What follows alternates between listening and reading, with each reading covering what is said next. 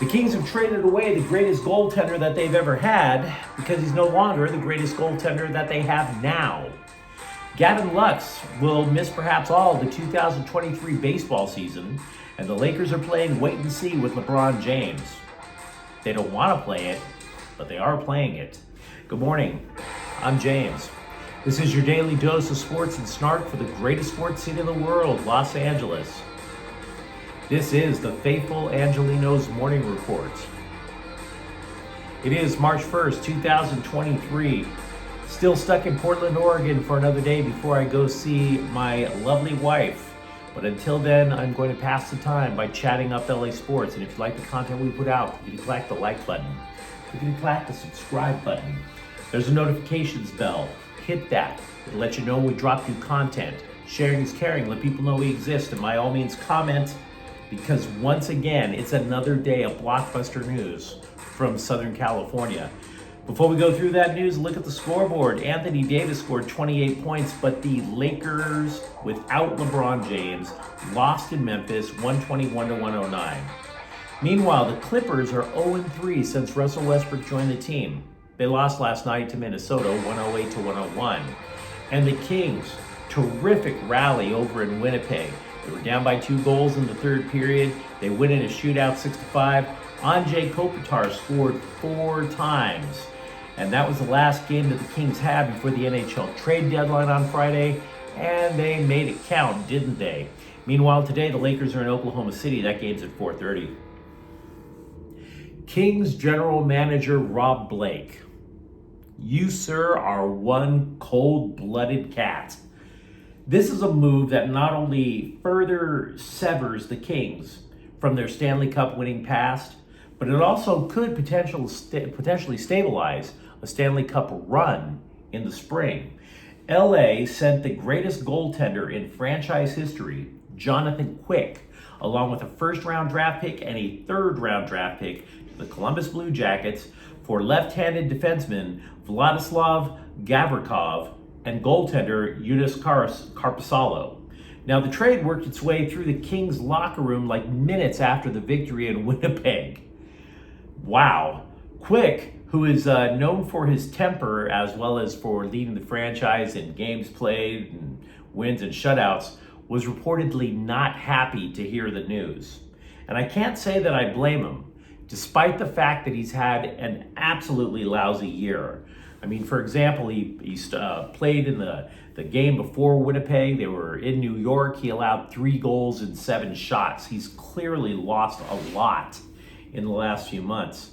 LA rebuilt its roster when its last Stanley Cup winning team began to age, though. The LA last won the Cup in 2014. The idea with the Kings rebuild, which is coming to fruition lately, you would keep the core of the last championship group.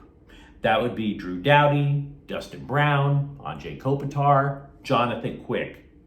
The idea we were led to believe was that they would stay until they retired. With Brown, that did happen. Brown retired at the end of last year, but Quick, dude, I've been to Columbus, Ohio. I would not wish that on an enemy. No way. Certainly, I wouldn't wish it on the third winningest American goaltender in NHL history. But that's where Quick is heading to right now. It's terrifying news if you're Quick. And that's what makes it so cold-blooded by Rob Blake. You understand the move, you just don't like it. I mean, Quick was the guy who had such a fiery, burning will to win. He wasn't even supposed to play in the NHL that much when he was young. The Kings goalie of the future was a guy named Jonathan Bernier. Quick outplayed him.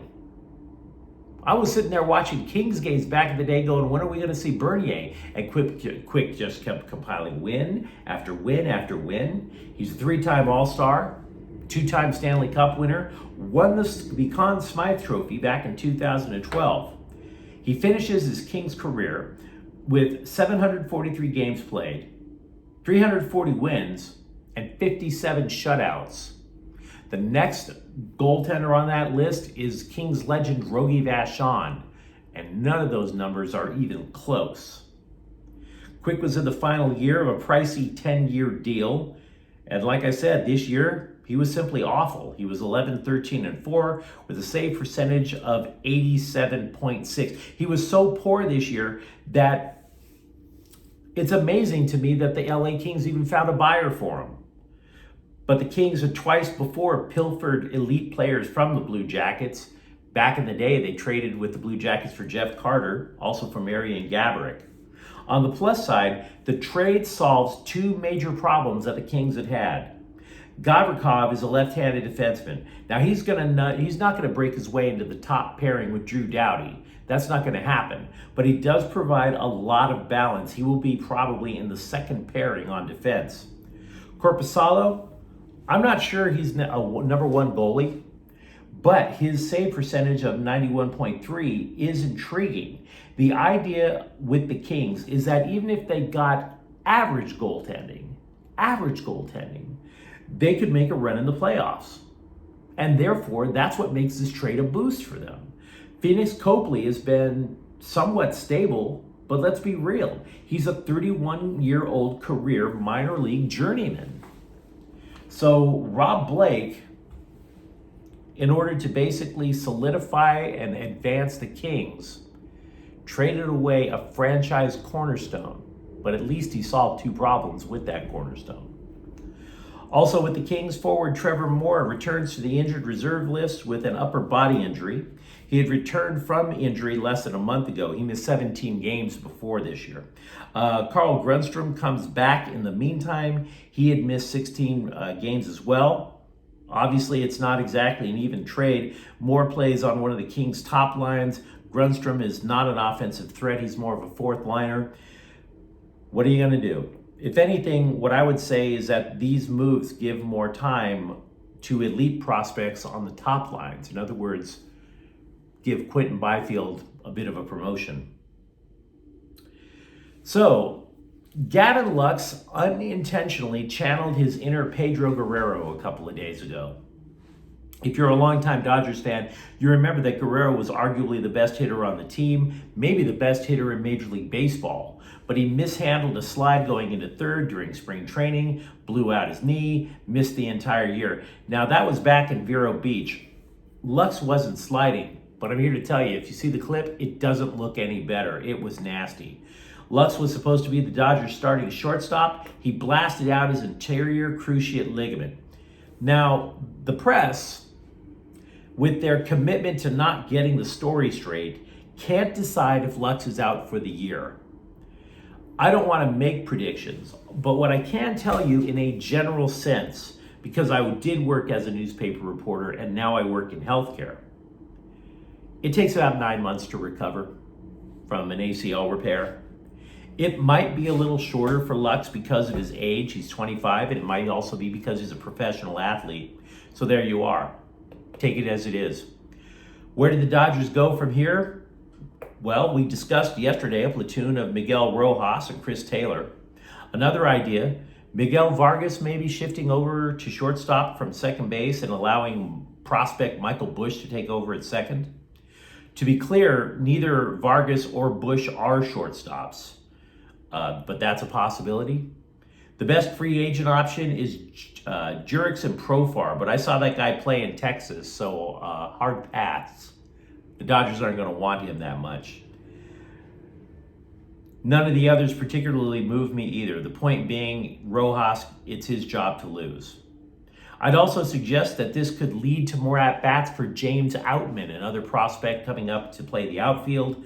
Chris Taylor would normally play a lot of outfield, but he's a bit of a Swiss Army knife. You can pretty much put him anywhere in the baseball field and he can function.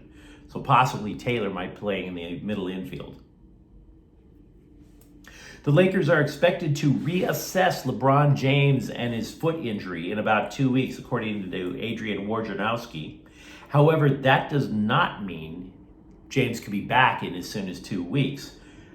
What they're saying is we reevaluate and then see how much more time he's going to miss. Yikes.